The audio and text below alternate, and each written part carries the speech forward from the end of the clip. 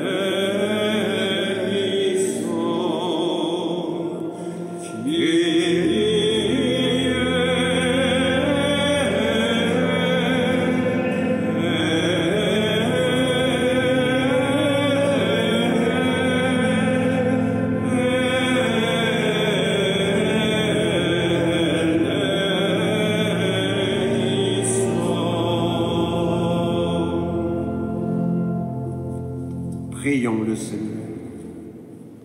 Dieu Tout-Puissant, toi qui nous invites chaque année à vivre le carême en vérité, donne-nous de progresser dans l'intelligence du mystère du Christ et d'en rechercher la réalisation par une vie qui lui corresponde. Lui qui vit et règne avec toi dans l'unité du Saint-Esprit, Dieu pour les siècles des siècles. Amen.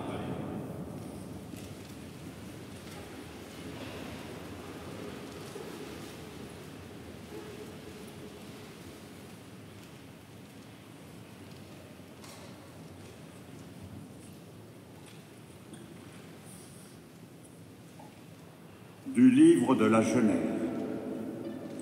Le Seigneur Dieu modela l'homme avec la poussière tirée du sol. Il insuffla dans ses narines le souffle de vie, et l'homme devint un être vivant. Le Seigneur Dieu planta un jardin en Éden, à l'Orient, et y plaça l'homme qu'il avait modelé.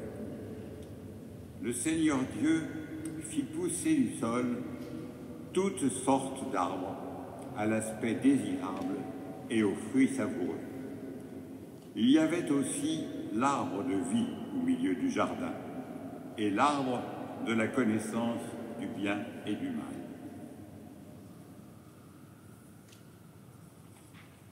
Or, le serpent était le plus rusé de tous les animaux des champs que le Seigneur avait fait. Il dit à la femme, « Alors Dieu vous a vraiment dit, vous ne mangerez d'aucun arbre du jardin ?» La femme répondit au serpent, « Nous mangeons les fruits des arbres du jardin, mais pour le fruit de l'arbre qui est au milieu du jardin, Dieu a dit, « Vous n'en mangerez pas, vous n'y toucherez pas, sinon vous mourrez. » Le serpent dit à la femme, « Pas du tout, vous ne mourrez pas.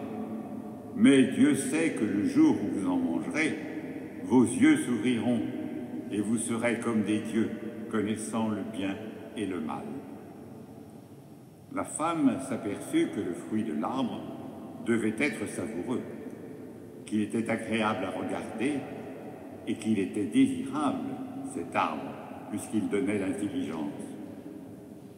Elle prit de son fruit et en mangea. Elle en donna aussi à son mari, et il en mangea.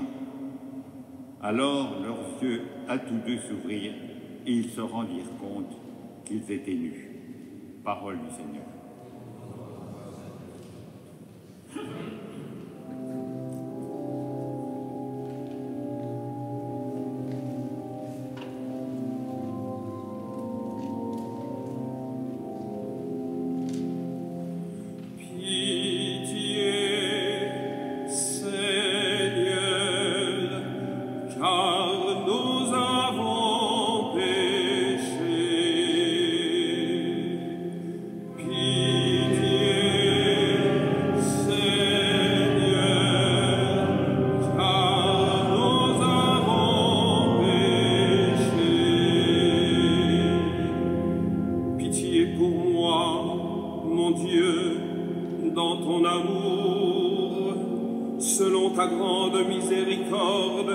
Efface mon péché, lave-moi tout entier de ma faute, purifie-moi de mon offense.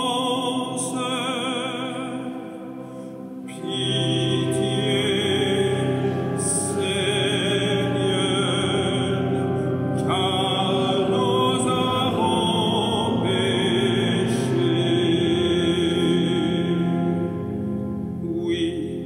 Je connais mon péché, ma faute est toujours devant moi. Contre toi et toi seul, j'ai péché. Ce qui est mal à tes yeux, je l'ai fait. Pitié, Seigneur, car nous avons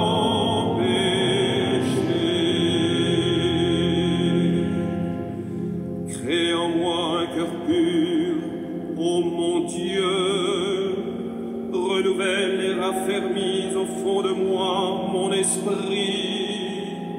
Ne me chasse pas loin de ta face, ne me reprends pas ton Esprit Saint.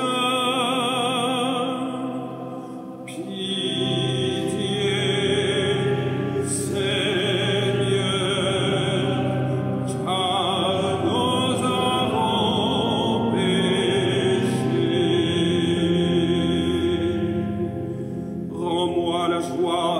sauvé, que l'Esprit généreux me soutienne. Seigneur, ouvre mes lèvres, et ma bouche annoncera ta louange. Pitié, Seigneur, car nous avons péché.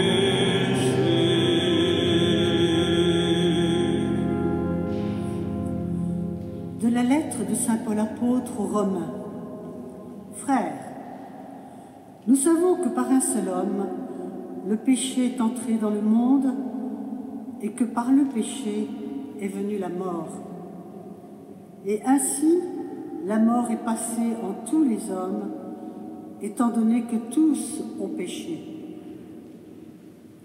Avant la loi de Moïse, le péché était déjà dans le monde, mais le péché ne peut être imputé à personne tant qu'il n'y a pas de loi. Pourtant, depuis Adam jusqu'à Moïse, la mort a établi son règne même sur ceux qui n'avaient pas péché, par une transgression semblable à celle d'Adam. Or, Adam préfigure celui qui devait venir. Mais il n'en va pas du don gratuit comme de la faute. En effet, si la mort a frappé la multitude par la faute d'un seul, combien plus la grâce de Dieu s'est-elle répandue en abondance sur la multitude? C'est grâce qui est donnée à un seul homme, Jésus-Christ. Le don de Dieu et les conséquences du péché d'un seul n'ont pas la même mesure non plus. D'une part, en effet, pour la faute d'un seul, le jugement a conduit à la condamnation. D'autre part, pour une multitude de fautes, le don gratuit de Dieu conduit à la justification. Si en effet, à cause d'un seul homme, par la faute d'un seul, la mort a établi son règne, combien plus à cause de Jésus-Christ et de lui seul régnant-il dans la vie ceux qui reçoivent en abondance le don de la grâce qui les rend justes. Bref, de même que la faute commise par un seul a conduit tous les hommes à la condamnation, de même l'accomplissement de la justice par un seul a conduit tous les hommes à la justification qui donne la vie. En effet, de même que par la désobéissance d'un seul être humain, la multitude a été rendue pécheresse, de même par l'obéissance d'un seul, la multitude sera-t-elle rendue juste. Parole du Seigneur.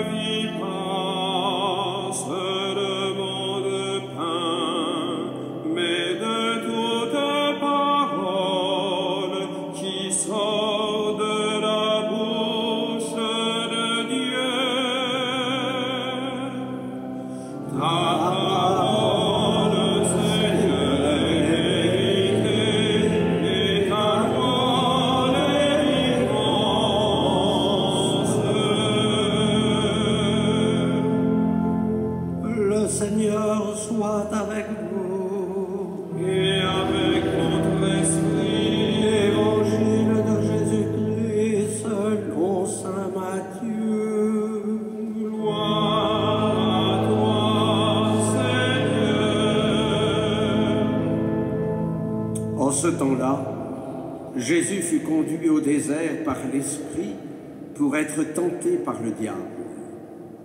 Après avoir jeûné 40 jours et 40 nuits, il eut faim. Le tentateur s'approcha et lui dit, « Si tu es fils de Dieu, ordonne que ces pierres deviennent des pains. » Mais Jésus répondit, « Il est écrit, l'homme ne vit pas seulement de pain, mais de toute parole qui sort de la bouche de Dieu. » Alors le diable l'emmène à la ville sainte, le place au sommet du temple et lui dit, « Si tu es fils de Dieu, jette-toi en bas. Car il est écrit, il donnera pour toi des ordres à ses anges, et ils te porteront sur leurs mains, de peur que ton pied ne heurte une pierre. Jésus lui déclara, il est encore écrit, tu ne mettras pas à l'épreuve le Seigneur ton Dieu. Le diable l'emmène encore sur une très haute montagne et lui montre tous les royaumes du monde et leur gloire. Il lui dit, tout cela je te le donnerai si, tombant à mes pieds, tu te prosternes devant moi. Alors Jésus lui dit, arrière Satan, car il est écrit, c'est le Seigneur ton Dieu que tu adoreras, à lui seul tu rendras un culte. Alors le diable le quitte, et voici que des anges s'approchèrent et ils le servaient. Acclamons la parole de Dieu. Louange à toi, Seigneur Jésus.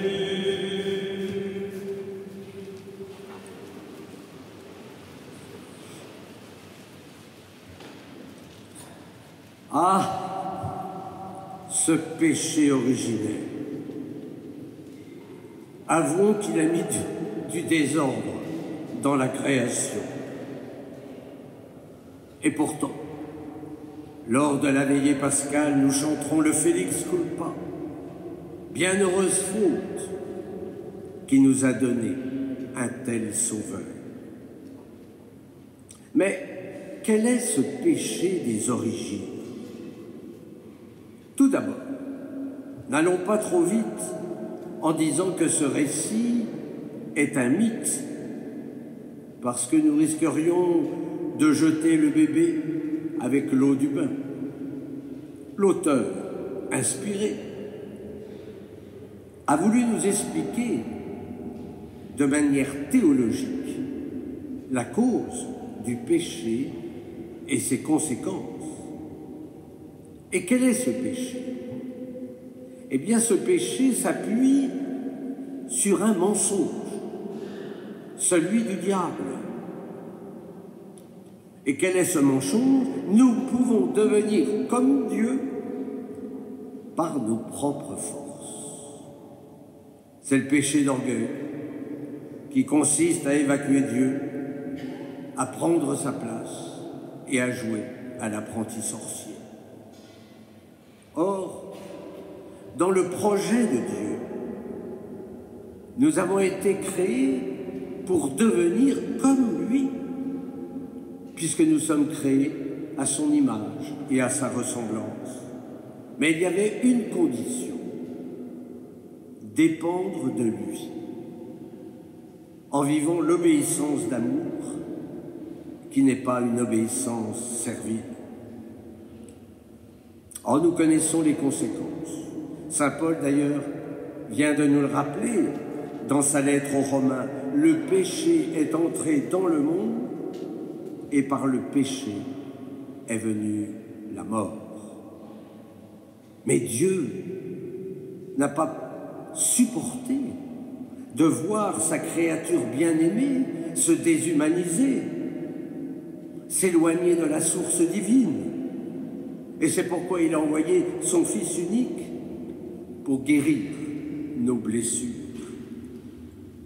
De même que par la désobéissance d'un seul être humain, la multitude a été rendue pécheresse, de même par l'obéissance d'un seul, la multitude sera-t-elle rendue juste, nous dit encore saint Paul.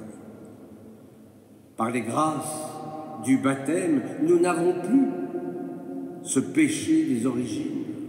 C'est vrai, il nous reste quand même quelques traces que nous appelons les tendances, les blessures, les fragilités, l'égoïsme, l'orgueil. Mais plus nous nous approchons de Dieu, plus nous excitons le diable. Tous nous vivons des combats spirituels. En ce premier dimanche de Carême, l'Évangile nous présente les tentations du Christ. Dieu merci, nos tentations sont d'un autre ordre. Ici, ce sont les tentations que nous appelons messianiques. Si tu es le Fils de Dieu. C'est-à-dire que le diable veut pousser le Christ à désobéir à son Père, ce Père qui sera toujours la source. Et comment le Fils repousse-t-il la tentation? Par la force de la parole de Dieu. Ce récit des tentations nous renvoie naturellement à nos propres tentations et peut nous aider peut-être à ne pas y succomber. Je vous rappelle que la tentation n'est pas le péché. Il est normal qu'il y ait des tentations, si toutefois nous choisissons le camp de Dieu. La tentation, je vous l'ai dit, repose toujours sur un mensonge. Ce mensonge brouille le bien et le mal. Oh, mon père, tout le monde le fait. Oh, c'est pas si grave finalement. Puis qu'est-ce que vous voulez? Il faut vivre un peu avec son temps. Alors il s'agit d'être plus rusé que le diable. Donc il faut discerner le début de la tentation. Méfiez-vous parce que la tentation commence parfois plusieurs heures avant d'y succomber. Il faut établir un plan d'attaque. Le Christ, lui, il chasse la tentation par la parole de Dieu. Nous pouvons la chasser aussi par la parole, par la prière, en ne jouant pas naturellement avec le feu. Aide-toi, le ciel t'aidera. En tout cas, nous le disons chaque jour dans le Notre Père. Ne nous laisse pas entrer en tentation. Nouvelle traduction est bien meilleure que nous ne soumets pas à la tentation. Parce que Dieu ne tente pas. Seul le démon tente. En revanche, Dieu peut nous mettre à l'épreuve pour faire grandir notre foi. Dieu intervient donc avant le début de la tentation. Et comment? Mais en nous donnant la force pour le combat. N'oublions pas que le Christ est vainqueur de toute tentation, qu'il est avec nous, en nous. En vivant les tentations, le Christ a vaincu le prince de ce monde. Comment? En le démasquant. Le diable s'est fait avoir. Et donc nous sommes forts, parce qu'il ne pouvait même pas imaginer que le Fils de Dieu se soit fait homme. Aujourd'hui, parce que le Christ a tout assumé, nous sommes, nous, hommes capables de sortir vainqueurs de nos petites tentations. En tout cas, c'est la grâce du mystère de l'incarnation. Là où le péché s'est multiplié, la grâce a surabondé. Alors cette semaine, nous allons essayer de mener le bon combat en nous appuyant non pas sur nos pauvres forces, mais sur la grâce. Tel est le pas de l'impossible à franchir pour cette semaine. Amen.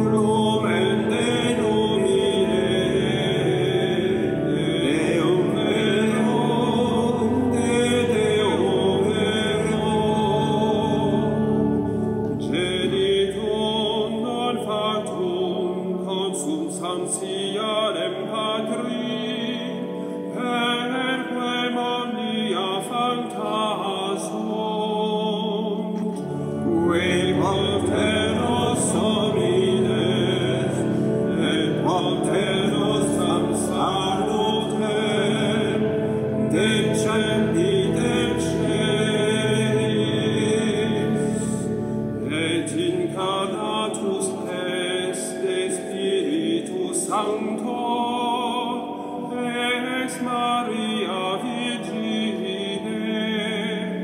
et homo factus est.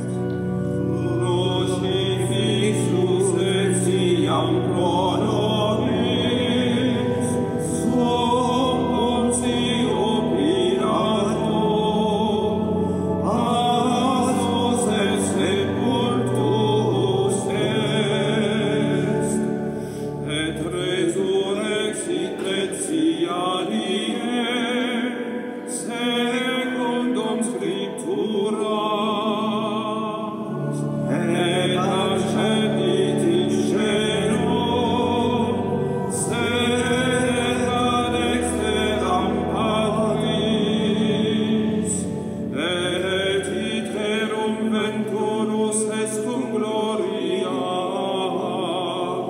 judicare vivos et mortuos, cuius regni non erit finis, et in Spiritum Sanctum Dominum, et vivificante, qui ex Padre Filio qui procedit, qui cum Patre et Filio simul adorator, et cum glorificator, qui locutus est per prophetas, et unam sancta catholica, et apostolicam ecclesiam, confiteorum baptisma in remissionem peccatorum, et expectur resurrectionem mortorum, et vitam venturi seculi.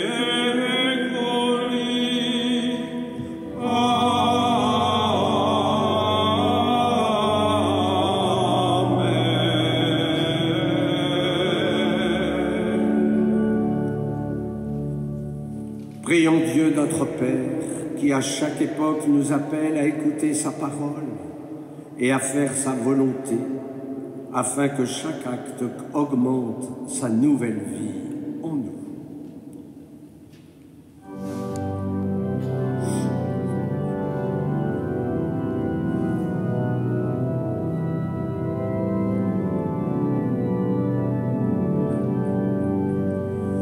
Écoute nos prières, Seigneur, exauce-nous. Écoute nos prières, Seigneur, exauce-nous.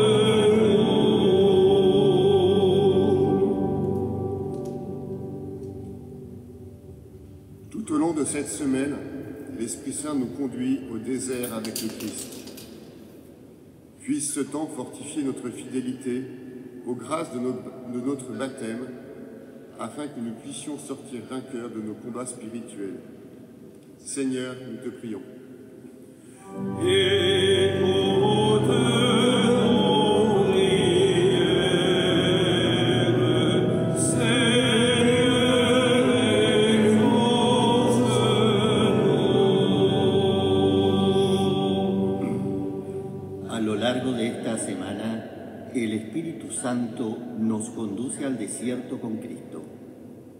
Pueda este tiempo fortalecer nuestra fidelidad con la gracia de nuestro bautizo, a fin que podamos salir vencedores de nuestros combates espirituales.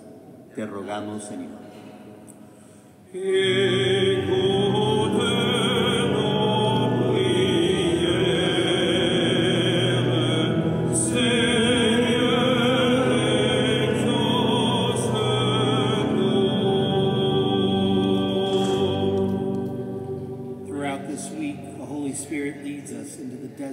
Christ. May this time strengthen our fidelity to the graces of our baptism, so that we may emerge victorious from our spiritual battles. Lord, we pray to you.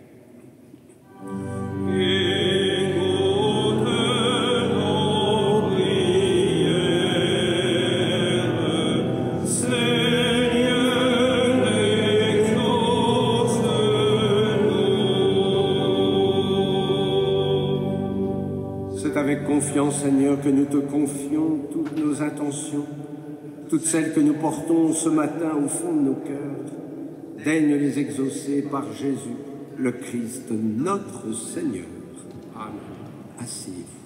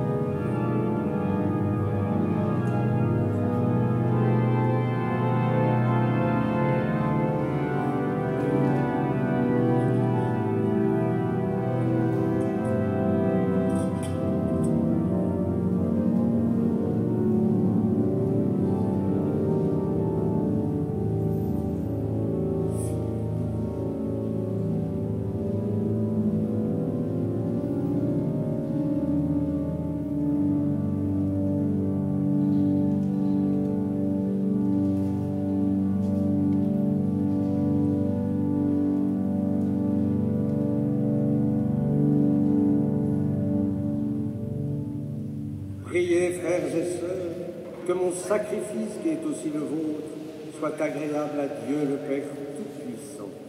Que le Seigneur reçoive de vos mains ce sacrifice à la louange et à la gloire de son nom, pour notre bien et celui de toute l'Église. Alors que nous célébrons les débuts de ce temps très saint, nous te prions, Seigneur, fais que nos cœurs correspondent vraiment aux offrandes que nous allons présenter par le Christ, notre Seigneur. Amen. Le Seigneur soit avec vous. Élevons notre cœur. Rendons grâce au Seigneur notre Dieu. Vraiment, il est juste et bon, pour ta gloire et notre salut, de t'offrir notre action de grâce toujours et en tout lieu. Seigneur, Père très saint, Dieu éternel et tout-puissant, par le Christ notre Seigneur. En jeûnant 40 jours au désert, il consacrait le temps du carême. Lorsqu'il déjouait les pièges du tentateur des origines, il nous apprenait à écarter le ferment du mal. Ainsi pourrons-nous célébrer dignement le mystère pascal et enfin passer à la Pâque éternelle. C'est pourquoi, avec la multitude des anges et des saints, nous chantons l'hymne de ta gloire et sans fin nous proclamons. Sanctus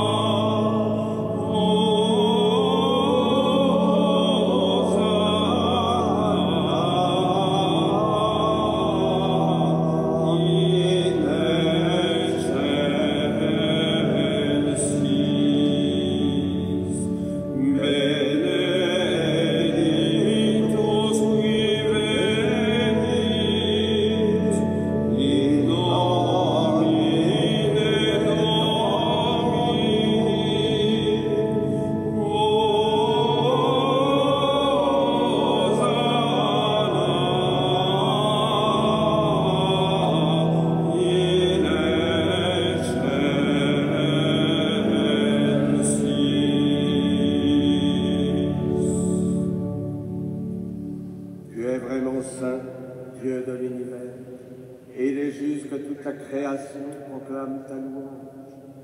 Car c'est toi qui donnes la vie, c'est toi qui sanctifies toutes choses, par ton Fils Jésus-Christ notre Seigneur, avec la puissance de l'Esprit Saint. Et tu ne cesses de rassembler ton peuple, afin que du levant au couchant du soleil, une offrande pure soit présentée à ton nom.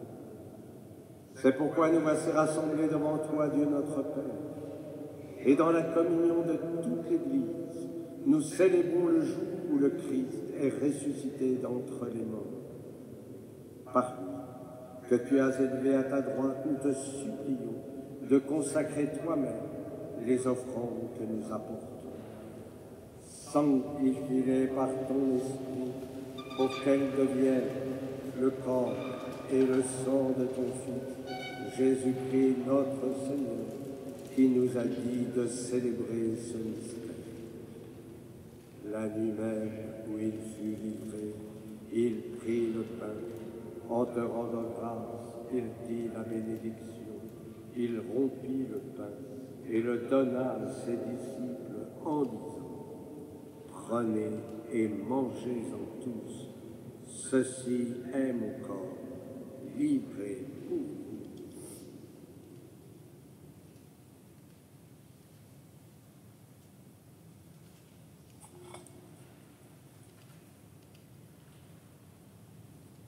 De même, après le repas, il prit la coupe. En te rendant grâce, il dit la bénédiction et donna la coupe à ses disciples en disant: Prenez et buvez-en tous, car ceci est la coupe de mon sang, le sang de l'alliance nouvelle et éternelle, qui sera versé pour vous et pour la multitude en rémission des péchés.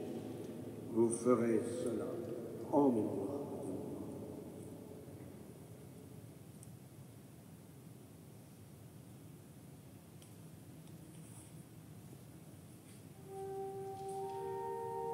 Il est grand le mystère de la foi. Nous annonçons ta mort, Seigneur Jésus. Nous proclamons ta résurrection. Nous attendons ta venue dans la gloire.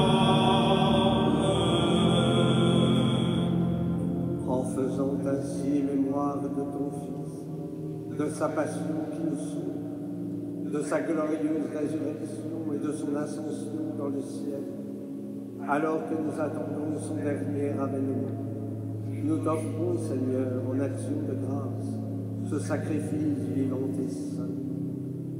Regarde, nous t'en prions, l'oblation de ton Église, et daigne reconnaître ton Fils, qui, selon ta volonté, s'est offert en sacrifice pour nous réconcilier avec toi. Quand nous serons nourris de son corps et de son sang, et remplis de l'Esprit Saint, accorde-nous d'être un seul corps et un seul esprit dans le Christ. Que l'Esprit Saint fasse de nous une éternelle offrande à ta gloire, pour que nous obtenions un jour l'héritage promis avec tes élus, en premier lieu la bienheureuse Vierge Marie, Mère de Dieu, avec Saint Joseph son époux, les bienheureux apôtres, les glorieuses martyrs, Sainte Marie-Madeleine et tous les saints qui ne cessent d'intercéder auprès de toi et nous assurent de tout ton secours.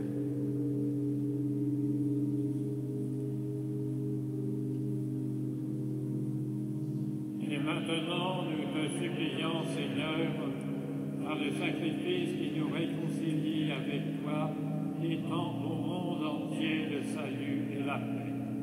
Affermis ton Église en pèlerinage sur la terre, dans la foi et la charité. En union avec son serviteur, le pape François, notre évêque Laurent, l'ensemble des évêques, les prêtres, les diacres et tout le peuple que tu as racheté. Écoute en ta bonté les prières de ta famille que tu as voulu rassembler devant toi. Dans ta miséricorde, ramène à toi, Père très aimant, tous tes enfants dispersés. Pour nos frères et sœurs défunts, pour Jean-Serge Premier, pour tous ceux qui ont quitté ce monde et trouvent grâce devant toi, nous te prions. En ta bienveillance, accueille-les dans ton royaume, où nous espérons être comblés de ta gloire, tous ensemble et pour l'éternité, par le Christ notre Seigneur, par qui tu donnes au monde toute grâce et tout bien. Par lui, avec lui et en lui.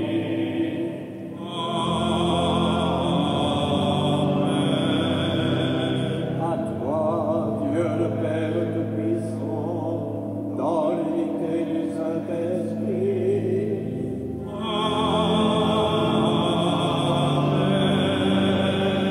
Tout honneur et toute gloire pour les siècles des siècles.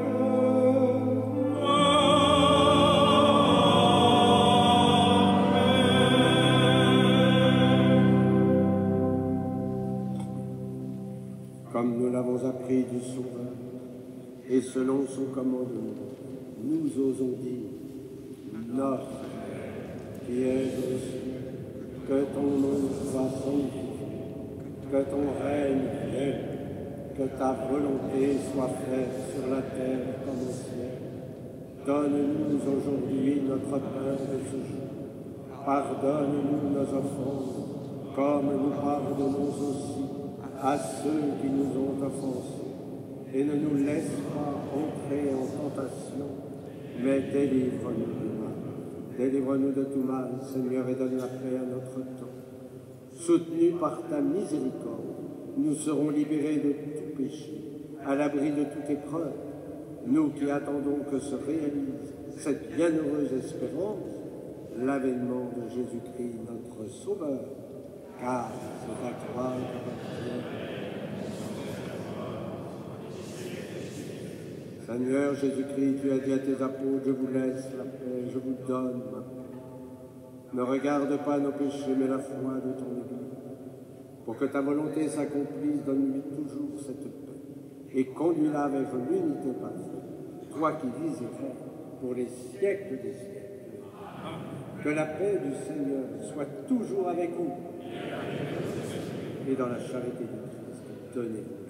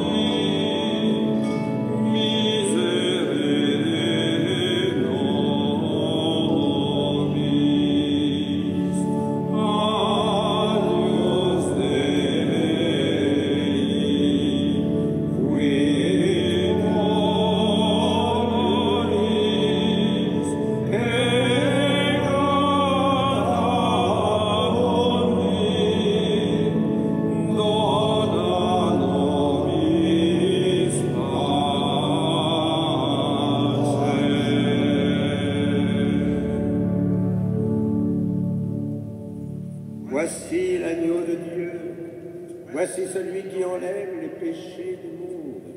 Heureux les invités au repas des noces de l'agneau. Seigneur, je ne suis pas digne de te recevoir, mais dis seulement une parole et je serai guéri.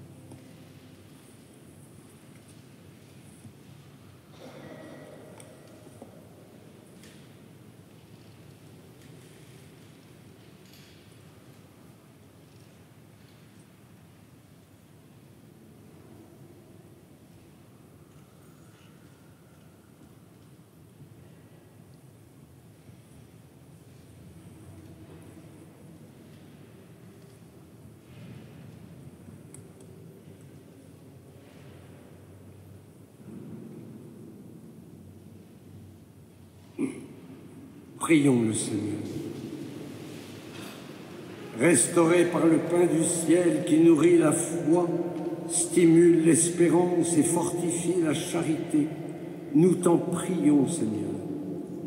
Apprends-nous à toujours avoir faim de celui qui est le pain vivant et vrai, et à vivre de toute parole qui sort de ta bouche, par le Christ notre Seigneur. Amen. Je vous invite à emporter avec vous les feuilles de liturgie cet après-midi, dimanche musical à 16h, un beau concert d'orgue. N'hésitez pas à venir. Et puis, tous les vendredis, après la messe, il y a un partage d'évangile, après la messe à 12h30, donc n'hésitez pas aussi à venir partager cette parole de Dieu.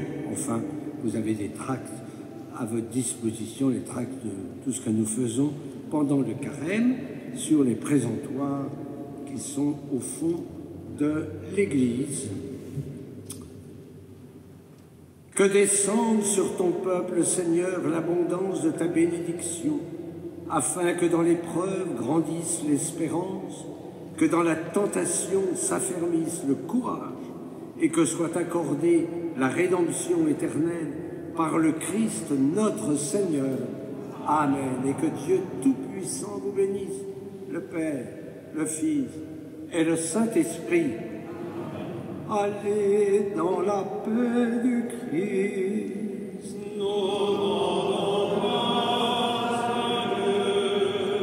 Et nous nous confions à Notre-Dame, elle qui a été à l'écoute de la parole et qui s'est nourrie de cette parole de Dieu.